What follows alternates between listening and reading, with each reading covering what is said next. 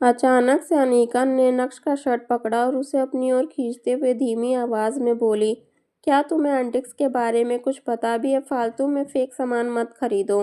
हालांकि अनीका को भी एंटिक्स के बारे में कुछ पता नहीं था, लेकिन आजू बाजू वाले लोगों के मुंह से जो उसने सुना, उसे सुनकर उसे लगा कि वो हीरा फेक है, क्योंकि नक्श की काबिलियत तो उसे पता ही नहीं थी। परेशान मत हो, मेरी आंखें कभी धोखा नहीं खाती हैं, धीमी आवाज में नक्श ने कहा। लेकिन ये लोग कह रहे हैं कि वो फेक है। ध्यान से देखो, 5 करोड़ रुपए कोई छोटी अमाउंट नहीं है। ज्यादा एरोगेंट होने की जरूरत नहीं। अनीका बार बार नक्श को एडवाइस देने लगी। अरे परेशान मत हो बीबी, यह बोलते हुए नक्श ने अनीका के सामने अपना हाथ हिलाया। यह सुनकर वो जवान लड़का कुछ ज्यादा ही एक्साइटेड हो गया। भाई, वाकई में आपका टेस्ट बहुत अच्छा है मिस जूली, मैं इसका बिल पे करना चाहता हूँ। यह बोलते हुए नक्श ने अपना ब्लैक कार्ड मिस जूली को थमाया। तुम वाकई में इसे अच्छे से नहीं देखना चाहते? इतना केयरलेस होने की ज़रूरत नहीं है, मिस जूली ने भी एडवाइस देते हुए कहा। ऐसा नहीं है कि मिस जूली को नक्श के जजमेंट पर भरोसा नहीं था। मिस जूली जानती थी कि नक्श इस मामले में वहाँ मौजूद सभी से ज़्यादा एक्सपर्ट है, और वो इंसान जो पेंटिंग की गुत्थी सुलझा सकता है, उसके लिए हीरा क्या ही चीज़ है। लेकिन उसके बाद भी मिस जूली ने नक्श को इंटीमेशन देना ठीक समझा। आप भी परेशान मत होइए, वैसे मेरी एबिलिटी को आप भी अभी ठीक से जान नहीं पाई हैं, धीमी आवाज में हंसते हुए नक्श ने कहा। उसी समय उस जवान लड़के ने कहा, तुम काफी पावरफुल हो। नक्श को थम्स अप देते हुए उसने अपने बैग से एक ब्रेसलेट बाहर निकाला। उस ब्रेसलेट को देखकर मिस जूली की आंखों में चमक आ गई थी। तुम इसे भी बेचना चाहते हो? धीमी आवाज में मिस जूली ने पूछा। जैसे ही मिस जूली के मुंह से वो शब्द बाहर आए, वैसे ही वहां मौजूद सभी की नजर अब उस लड़के के हाथ में उस ब्रेसलेट पर चली गई थी। अरे नहीं, ये ब्रेसलेट तो मैं गलती से यहाँ ले आया, लेकिन अगर आपको ये भी पसंद है तो मैं इसका सौदा 3 करोड़ रुपए में कर सकता हूँ। यह बोलते हुए उस जवान लड़के ने उस ब्रेसलेट को टेबल पर रखा, जिससे सभी लोग उसे निहार सके। मिस जूली का चेहरा अचानक से सीरियस हो गया। उसी समय बाकी के शॉप्स ओनर ने अपनी अपनी राय देना शुरू किया। हाँ, ये ब्रेसलेट इंटरेस्टिंग लग रहा है। इस ब्रेसलेट का कलर तो काफ़ी ब्राइट है, वो बनावट भी काफ़ी पुरानी है। ऐसा लग रहा है जैसे इसे किसी अनसाइंड एक्सपर्ट ने बनाया है। लेकिन मुझे ऐसा क्यों लग रहा है कि ये नकली है? अगर ये अनसाइंड ज़माने का है तो इसे अब तक प्रिजर्व करके कैसे रखा गया? ये तो पॉसिबल ही नहीं है। बिल्कुल सही, इस ब्रेसलेट में कोई अनसाइंड ऑरा ही नहीं है। ये असली ब्रेसलेट की सिर्फ एक कॉपी है। इसकी कीमत 3 करोड़ रुपए तो नहीं हो सकती। सभी लोगों के मुंह से अलग अलग राय सुनने के बाद भी उस जवान लड़के के चेहरे के हाव भाव में जरा भी चेंज नहीं आए थे। तुरंत ही उसने अपना मुंह खोलते हुए कहा, ये मेरा माल है। मैंने तो बता दिया कि मुझे इसे कितने में बेचना है। अगर आपको नहीं खरीदना है तो कोई बात नहीं, मैं दूसरे बायर्स देख लूँगा। उस ब्रेसलेट को अच्छे से एग्जामिन करने के बाद मिस जूली ने गहरी सांस ली।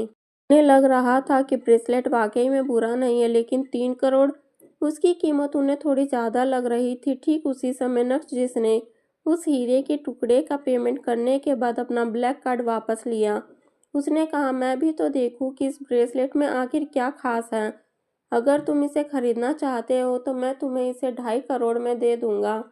उस जवान लड़के ने खुश होते हुए कहा। और खुश क्यों नहीं होता, उसे अभी अभी नक्श की तरफ से 5 करोड़ का पेमेंट मिला था। नक्श ने धीरे से उस ब्रेसलेट को उठाया।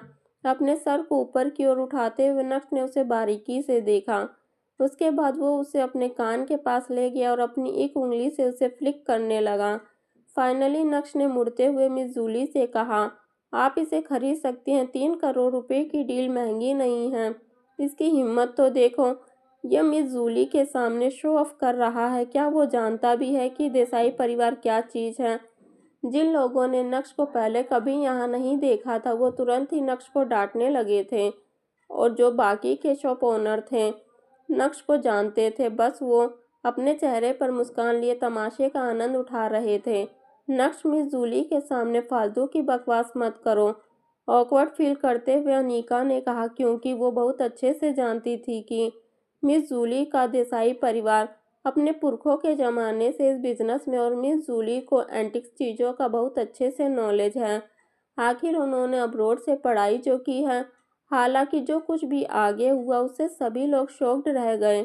मिस जूली ने शांत रहते हुए कहा, मुझे नक्श की एबिलिटी पर पूरा भरोसा है। मुझे अच्छे से पता है कि उससे कभी गलती नहीं हो सकती। यह सुनते ही अनीका हक्की बक्की रह गई। अनीका और नक्श की शादी को 2 साल हो गए थे, लेकिन अनीका को आज पता चला कि नक्श को एंटिक चीज़ों का भी नॉलेज है। अनीका को एक पर एक खतरनाक शौक मिल रहे थे, लेकिन साथ ही साथ उसके मन में कई तरह के सवाल भी आने लगे थे। मिस जूली तो खुद पर एंटिक अप्रेजर है। देसाई परिवार इतने सालों से ये काम कर रहा है, तो उन्हें नक्श पर इतना भरोसा क्यों है? आखिर नक्श में ऐसी क्या खास बात है? उसी समय नक्श ने उस ब्रेसलेट को देखा जो उसके हाथ में था और बोला, जैसे इंसान का एक जोड़ा होता है लड़का और लड़की, वैसे ही ब्रेसलेट का भी जोड़ा होता है। क्या इसके बारे में किसी को पता है? हालांकि ये ब्रेसलेट सिर्फ हीरे की एक पतली सी परत से बना है, लेकिन जिसने भी इसे बनाया है वो यकीनन एंसाइंट समय में किसी राजा महाराजा के यहाँ काम करता होगा। नक्श ने आगे एक्सप्लेन करते हुए कहा, जिस तरह की कारीगरी इस ब्रेसलेट पर की गई है वो सिर्फ एंसाइंट समय में ही देखी जा सकती थी। और हाँ, इस ब्रेसलेट के प्रीवियस मालिक को भी अच्छे से पता था कि इसे प्रिजर्व कैसे करना है। यह बोलते हुए नक्श के चेहरे पर हल्की मुस्कान थी।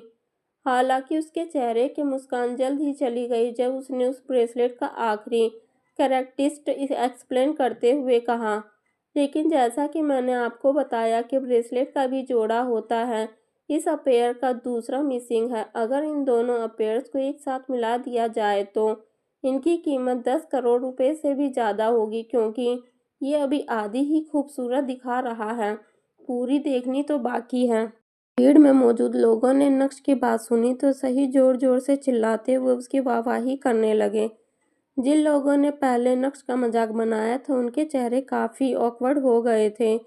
अनीका के एक्सप्रेशंस भी देखने लायक थे। उससे अब समझ आ गया था कि क्यों मिस जूली नक्श पर इतना भरोसा करती है, लेकिन वो एक बीवी होकर नक्श के डिसीजन पर सवाल कर रही थी। पूरी तरह से ब्लैंक होकर वो बस नक्श को ही घूरे जा रही थी। अचानक से उसे एहसास हुआ कि वो नक्श को कभी ठीक से समझ ही नहीं पाई। ठीक है, इस जेंटलमैन के अकाउंट में 3 करोड़ रुपए ट्रांसफ़र कर दीजिए, मिस जूली ने एक्साइटेड होते हुए कहा। मिस जूली का आदेश मिलते ही एक स्टाफ मेंबर ने उस लड़के के अकाउंट में पैसे डाल दिए। देसाई परिवार के पास भी पैसों की कोई कमी नहीं थी। किसने कहा आपसे कि मुझे सिर्फ 3 करोड़ रुपए चाहिए? अचानक से उस लड़के ने कहा, मैं तो इसे 5 करोड़ रुपए में बेचना चाहता हूँ। आपको मुझे अभी 2 करोड़ रुपए और देने हैं। सर, आप ऐसा कैसे कर सकते हैं? मैं ऑलरेडी आपको पैसा ट्रांसफ़र कर चुकी हूँ। मिस जूली के एक्सप्रेशंस अचानक से बदल गए थे। क्या आपने सुना नहीं इन्होंने क्या कहा? अगर 2 ब्रेसलेट को साथ में रख दिया जाए तो इनकी कीमत 10 करोड़ रुपए से भी ज़्यादा होगी। बेशर्म होते हुए उस लड़के ने कहा, हालांकि मेरे पास ये एक ही है, लेकिन मैं आपसे 10 करोड़ तो नहीं मांग रहा, लेकिन आधी कीमत तो आपको मुझे देनी ही पड़ेगी। 5 करोड़? जैसे ही उस लड़के के मुंह से ये शब्द बाहर आए, वहां मौजूद बाकी लोगों ने बोलना शुरू कर दिया। तुम ऐसा नहीं कर सकते। बिजनेस एक ही उसूल पर चलता है और वो होती है जबान। 3 करोड़ रुपए से सीधा 5 करोड़। एक काम करो, तुम देसाई परिवार को लूट ही क्यों नहीं लेते? 3 करोड़ रुपए पर तुमने एग्री किया था। पैसे ट्रांसफर करने के बाद तुम पलट कैसे सकते हो? उस लड़के ने सभी का क्रिस्टीन सुना, लेकिन अंत में अपनी अकड़ दिखाते हुए बोला, कोई बात नहीं, मुझे 2 करोड़ रुपए और चाहिए। अगर तुम्हें नहीं खरीदना है तो भूल जाओ। उस लड़के का एटीट्यूड देखकर मिस जूली का चेहरा गुस्से से लाल हो गया था। उस ब्रेसलेट के बारे में जैसा नक्श ने बताया, अगर वो सही है तो मिस जूली को 2 करोड़ रुपए और देने में कोई तकलीफ नहीं है, लेकिन ये फैसला उस लड़के ने नक्श के एक्सप्लेनेशन देने के बाद लिया और रूल्स के हिसाब से ये गलत है। मिस जूली इस डील को फाइनल नहीं कर सकती हैं, भले ही कुछ भी हो जाए। ठीक है, मुझे मेरे पैसे वापस दो और जल्दी से जल्दी यहाँ से निकलो। अभी मिस जूली के लिए देसाई परिवार और अपने बिजनेस की इज्जत प्रायोरिटी थी, ना कि वो ब्रेसलेट। बिजनेस करने का मेरा एक तरीका है, आप उसे रूल ही समझिए। अगर एक बार पैसा मेरी जेब में आ जाता है तो फिर मैं उसे बाहर नहीं निकालता, एरोगेंट अंदाज में उस लड़के ने कहा। यह बोलते हुए लड़के के चेहरे पर एक शातिर मुस्कान थी। वो जानबूझकर मिस जूली के लिए सिचुएशन डिफ़िकल्ट करने की कोशिश कर रहा था। इस लड़के को समझ नहीं आ रहा है कि ये किससे पंगा ले रहा है। इसकी इतनी हिम्मत कि ये देसाई एंटीक एम्पोरियम आएगा और यहाँ आकर अपनी मर्जी चलाएगा। मुझे डर है कि बेटा कि तू आज गलत जगह पर आ गया है। अरेस्ट करो इसे और अभी के अभी पुलिस स्टेशन भेजो। सबसे पहले इससे कहो कि ये मिस जूली के पैसे वापस करें।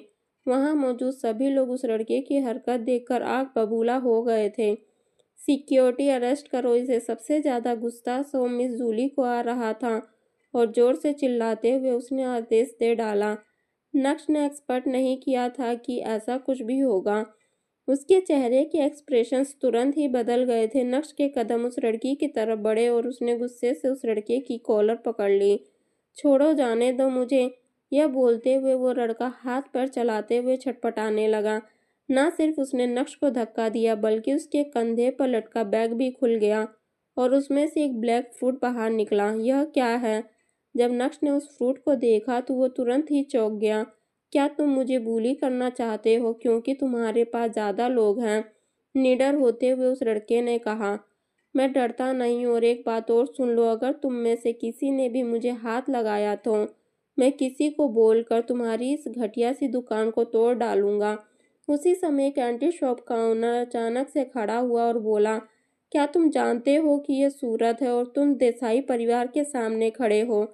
ढोकले की तरह मसल देंगे। तो क्या हुआ अगर मैं सूरत में हूँ? तो क्या हुआ कि मेरे सामने देसाई परिवार हैं? अपने भाई को एक फ़ोन करूंगा और वो अपने आदमी लेकर तुम्हारी इस दुकान का ढोकला बना देंगे। उस लड़के का कॉन्फिडेंस सातवें आसमान पर था।